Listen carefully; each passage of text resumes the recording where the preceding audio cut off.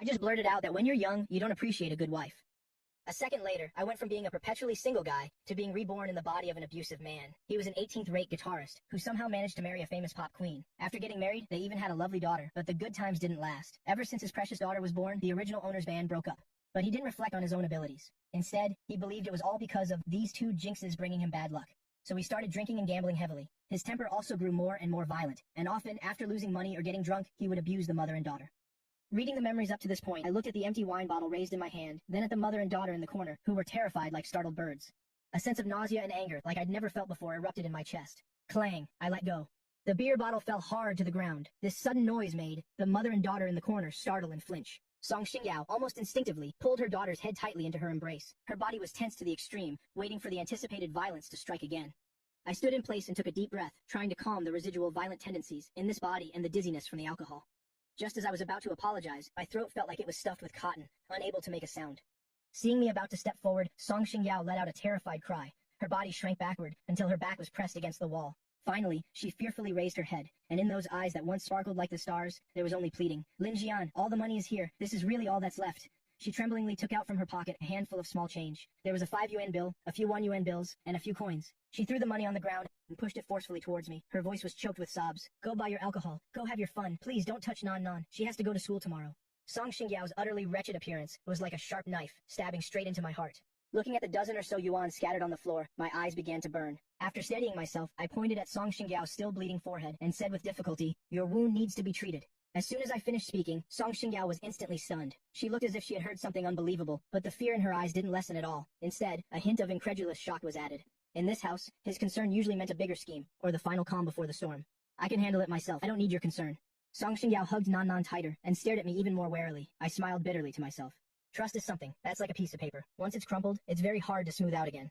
Without saying another word, I turned and walked to the TV nearby and squatted down. I took the first aid kit from the drawer below. I grabbed it and turned back around, only to find that Song Xingyao, while my back was turned, was trying to carry Nan and run to the bedroom. Seeing me suddenly turn back, she was so scared her legs went weak and she almost fell. "Don't move," I shouted instinctively. This shout was probably due to anxiety, so the volume was a bit loud. With a wail, Nan, who had been trying to hold back her tears, finally broke down. She screamed and buried her head in her mother's neck. Her small body trembled uncontrollably. Song Xingyao closed her eyes in despair. Tears streamed down her face. Her body slid down the wall, and she finally slumped to the floor. Seeing this scene, I could no longer suppress the frustration in my heart. I ran straight into the bathroom without looking back and slammed the door shut. I braced my hands on the sink, scooped up a handful of water, and splashed it hard on my face. The cold sensation made my chaotic brain finally clear up a little.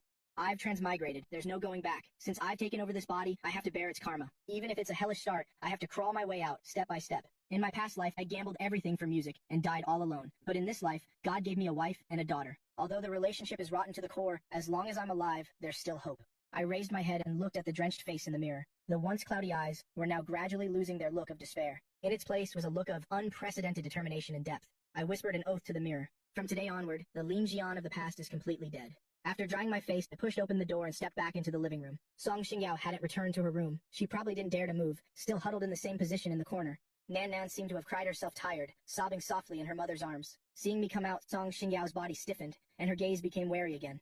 But this time, she noticed I seemed a bit different. Although it was the same face and the same clothes, the fierceness about him seemed to have vanished. I said nothing, walked straight to where I had left the first aid kit, and picked it up. Then I walked softly, step by step, until I was in front of Song Xingyao. Song Xingyao instinctively wanted to dodge, but with the corner wall behind her, she couldn't retreat any further. I squatted down half a meter away from her, opened the bottle of iodine, and dipped a cotton swab into the reddish-brown liquid. Then, in the gentlest voice I could manage, I said, "This will sting a little. Please, bear with it." Song Xingyao stared at me blankly, as if frozen by a spell. She watched the cotton swab grow larger in her vision and instinctively closed her eyes. Her long eyelashes trembled nonstop. Her body was as stiff as a rock, but her heart was in turmoil. What is he doing? Is he putting medicine on me? The man who when drunk would only beat me to within an inch of my life. The man who when sober would only ask for money. He's putting medicine on me? Song Xingyao opened her eyes. The close proximity allowed her to clearly see the focus in my eyes. In those eyes there was no tyranny, no greed, only an emotion she couldn't describe. It was like guilt, and also like pity. All done. I finished applying the bandage and withdrew my hand. I glanced at Nan, who was still watching me warily. That little dirty rabbit was clutched tightly in her arms, its ears nearly torn off. My heart ached. But I didn't try to touch the child. I just gave her a forced smile, then stood up. Get some rest. After saying that, I turned and walked toward the old, worn-out sofa on the other side of the living room. With my back to the bedroom, I slowly lay down. Song Xingyao, holding Nan, remained stunned in place for a long time. Only after confirming that I, on the sofa, had started breathing evenly, did she manage to stand up. She incredulously touched the bandage on her forehead. The feeling from her fingertips told her that what just happened was not an illusion. She held Nan Nan and scurried into the only bedroom like a refugee, then locked the door with a click. The living room returned to a dead silence. Only the dim chandelier was still flickering. On the sofa, I wasn't asleep at all. I opened my eyes and stared at the mold spots on the ceiling, wondering what to do next. Just then, a sudden, rapid, and violent banging on the door rang out, shattering the quiet of the night. Lin Jian, stop playing dead. I know you're home. If you don't pay this week's interest, I'll plaster photos of your wife from back in the day all over the neighborhood. Open the door. I stood up, cracked my slightly stiff neck. The joints made a crisp cracking sound. What's coming cannot be avoided. Since I've taken over this body, I'll start by cleaning up the trash at the door. I took a deep breath, walked quickly to the door, and yanked open the creaky iron door. Outside the door stood 3 men. The leader was wearing a tight floral shirt. He had a buzz cut. A vicious knife scar ran from his left brow bone down to the corner of his mouth. His name is Hugh Gi. He's the loan shark boss in this area. Seeing that it was me who opened the door, Hoogie spat out the beetle nut quid in his mouth. His teeth were stained black and yellow. He bared them in a cruel smile. So the great talent line has decided to open the door. I thought you were going to die in there and let me come in to collect your corpse. The 2 henchmen behind him burst out laughing, the red paint cans in their hands sloshing around. They were clearly ready to splash paint and write characters. I stood silently at the door, one hand resting on the doorframe. My eyes, which in their view should have been filled with cloudiness and fear, were now like a bottomless cold lake, so calm it was frightening. How much is the debt? I spoke. My voice was still hoarse, but the tone was as calm as if I were asking about today's weather. Huge was stunned for a moment, then immediately became furious. The feeling of being looked down on by his prey made him extremely uncomfortable. Have you drunk yourself stupid? Huge took a step forward, raising his hand to grab my collar. Principal and interest, 800,000. Last week, you were already supposed to pay 50,000 in interest. Don't play dumb with me. If you don't have the money today, ill. His hand stopped a centimeter from my collar. Because my hand, at some point, had risen and precisely gripped his wrist. Huge only felt his wrist, being clamped by iron pliers. The piercing pain made him instinctively suck in a cold breath. Let go. He was both shocked and angry, trying to struggle free, but found he couldn't move an inch. I'm asking you, how much is this week's interest? I stared into his eyes, increasing the pressure in my hand. My voice dropped lower, carrying a bone-chilling coldness. 20,000. Hugi felt like his wrist was about to break. Cold sweat broke out. Lin Jian, don't do anything stupid. Killing someone is against the law. I let go of his hand, nodded, and then said calmly, give me 3 days. 3 days? Hugi regained his composure and sneered. Do you think I'm running a charity? If you don't have money, use your wife as collateral. I heard that even though the Great Star Song has retired, she's still quite valuable in the eyes of some bosses. With a loud thud, I suddenly punched the wall next to me, less than 5 centimeters from Huge's ear. The old plaster immediately cracked, sending dust flying. The skin on my knuckles instantly broke and fresh blood oozed out, but I didn't even frown. I just looked at Hugi and said, word by word, Song Xingyao is my wife. Anyone who dares to touch her or my daughter in the slightest, even if I have to give up my life, I will drag that person to hell with me. If you don't believe me, you can try. This was said very softly without any frantic roaring, but it exuded a terrifying decisiveness. It was the kind of realization that only someone who has truly died once can have. Hugi had been in the underworld for many years, and had met countless ruthless people, but he had never seen this kind of look in a drunkard's eyes. It was the madness of mutual destruction, and also the coldness of absolute reason. His Adam's apple bobbed. In this narrow, dark corridor, he felt a chill. Fine. 3 days. Only 3 days. Before 12 midnight on Friday, if I don't see 20,000 yuan, then you can just wait to collect the corpses of your wife and child.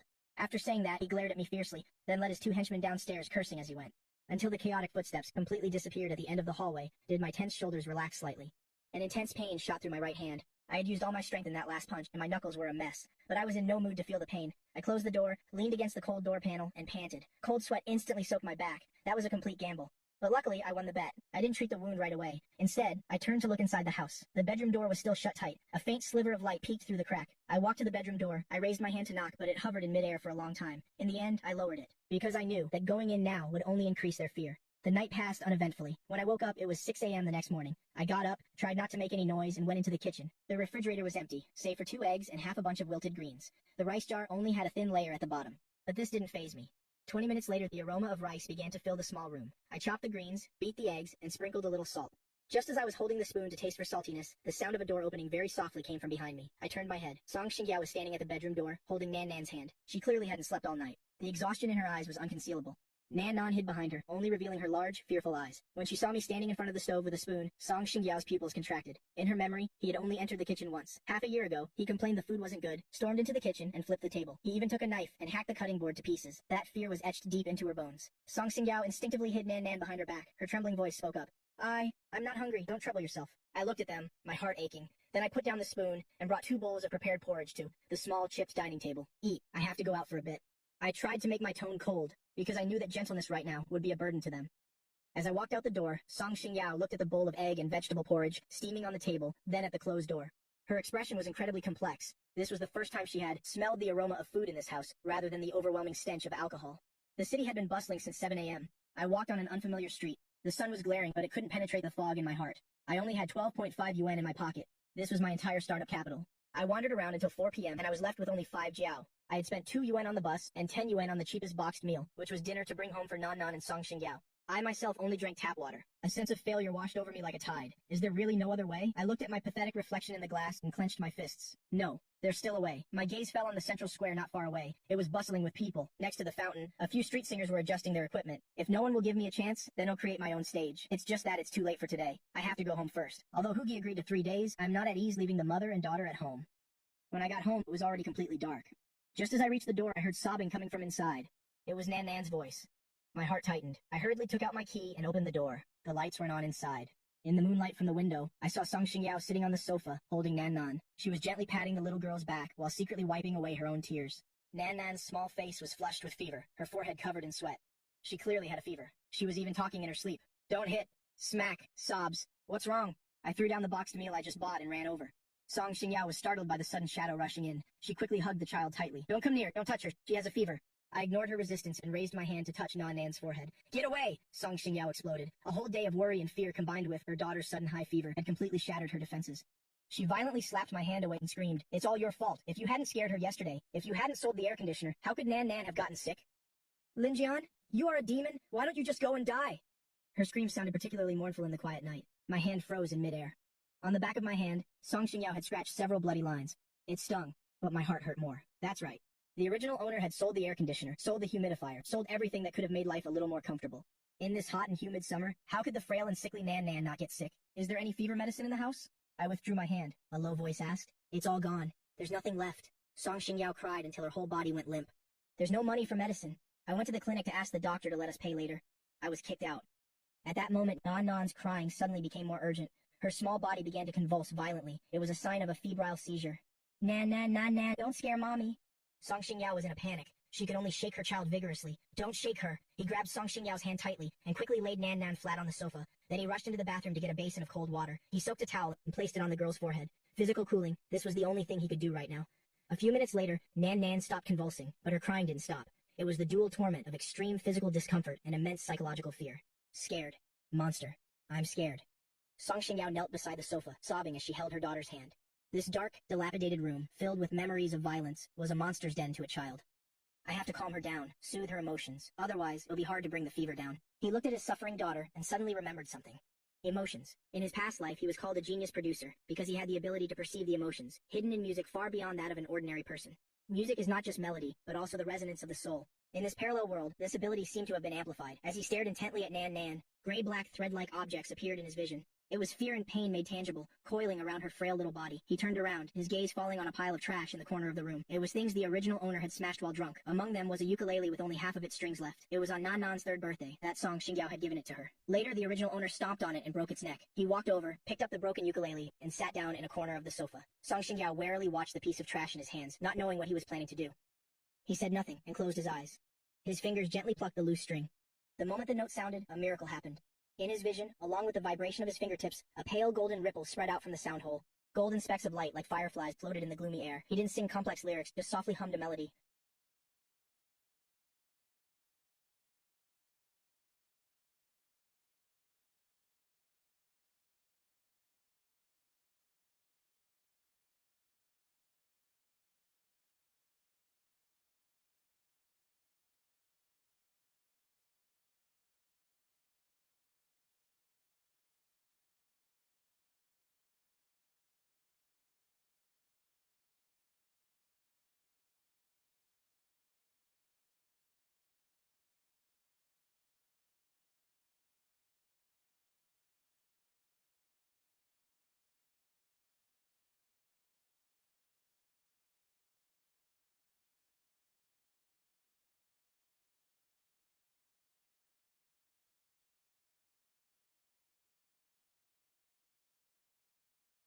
Song Xingyao was stunned and stopped crying. She stared at him blankly. He had his head slightly bowed, his chin resting on the body of the instrument, his brows relaxed. On his usually degenerate face, a holy light now appeared.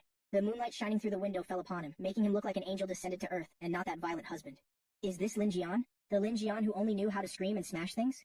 Every note seemed to carry a magical power. precisely smoothing Nan Nan's furrowed brows. Nan Nan's crying grew softer. The little girl slowly opened her tear-filled eyes, and in her blurry vision, she saw her scary father, who was usually the scariest, singing to her. It seemed there was a light behind her father. All the scary monsters had run away. Nan Nan's small hand slowly let go of Song Xingyao's shirt and unconsciously reached out towards him, as if trying to catch the dancing golden specks of light. Seeing this, his heart melted. While maintaining the melody, he reached out his hand and gently held Nan Nan's hot little hand. "Go to sleep, Nan Nan," he said gently, his fingers lightly tapping a rhythm on the back of her hand. "Daddy's here. Daddy has chased all the monsters away." This sentence was like a pardon. Nan Nan stared at him for a few seconds. Her long eyelashes trembled a few times, and then she slowly closed her eyes. Her breathing became even and deep. She was asleep. He stopped his movements. The lingering golden afterglow in the air was still slowly drifting away. He looked up, just in time to meet Song Xingyao's eyes, which were filled with astonishment, confusion, and complex emotions. Their eyes met. This time Song Xingyao didn't look away. She was re-evaluating him. That song just now, that kind of melody and artistic conception, could absolutely not have been sung by a man who only knew gambling and drinking. Moreover, she could feel a great soothing power in his voice. Even her own scarred heart received a bit of long-lost peace. Song Xingyao's lips trembled, her voice hoarse. He put the ukulele down, made a shushing gesture, pointed at the soundly sleeping Nan Nan, and then pointed at her red, swollen eyes. He stood up, walked over to Song Xingyao, and pushed the cold food container over. He mouthed the words, "Eat something." Then he turned and went out to the balcony. Standing on the narrow balcony, the night breeze blew across his face. He looked at his hands, his fingertips still feeling the sensation of the strings. Just now, he had confirmed one thing. His voice wasn't just good. It could truly cause a spiritual resonance. He could see emotions, and he could also use music to change them. This was his weapon, his capital to turn the tables. He turned his head and looked inside. Under the dim yellow light, Song Xingyao was crying while devouring the cold food. He clenched his fists, a golden glint flashing in his eyes. Tomorrow will be the start of the counterattack. The morning sun pierced through the greasy glass window, struggling to crawl into the small, musty room. He woke up very early, or rather, he had hardly slept at all. The energy from half a bowl of cold porridge last night had long been depleted. His stomach was growling with hunger again, but he didn't move because Nan Nan was curled up next to his arm, although there was a safe distance of about 20 centimeters between them. She was still asleep, her breathing much more even than last night. The temperature on her forehead had also dropped quite a bit. Song Xingyao had fallen asleep slumped over the edge of the bed, still clutching the wet towel in her hand. Her brows were furrowed even in her sleep. He quietly got up, his movements as light as a cat's. He searched around the room. That ukulele with the broken neck was clearly unusable for a proper street performance. He needed a guitar, even the worst kind. His gaze finally landed on the pile of junk in the corner, where half of a plastic mask was visible. It was an old toy of Nan Nan's, a crudely made fox mask with a crack on the left ear. The paint on it had also mostly worn off, looking both ridiculous and strange. He picked up the mask, rubbing it in his hands. In this city, and even in the entertainment industry, Len Jian's face was synonymous with scum. If he went busking with his face, he'd probably be chased away before he could even open his mouth or even get beaten up. He needed a new identity. Before leaving, he looked at his wife and daughter, still sound asleep, and left a note on the dining table that was on the verge of collapsing. Just 2 words. Wait for me.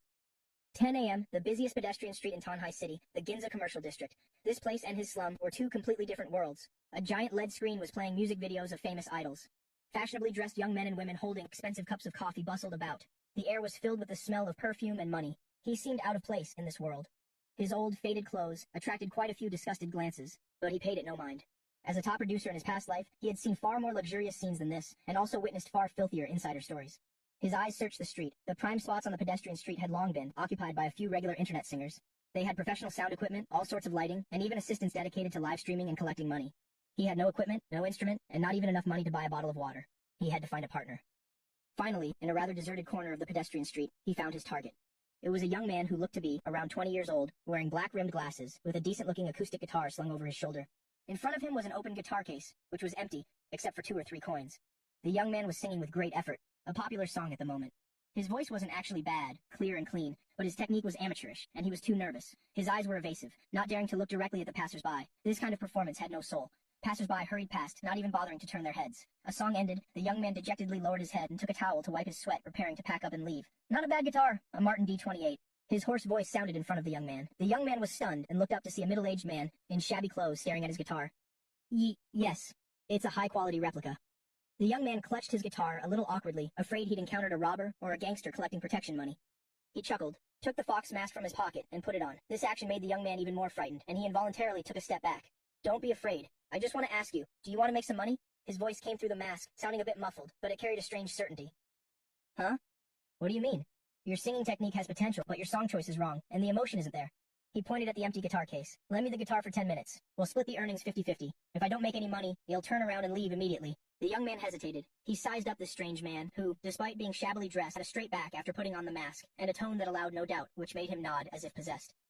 Just 10 minutes, okay? The young man handed over the guitar. He took the guitar, his fingers brushing across the strings. Although it was a replica, the feel was much better than the broken ukulele at home. He sat on the stool the young man had just been on, adjusted the strap, and simply tuned 2 notes. After the sound check, he didn't rush to start. He closed his eyes and took a deep breath.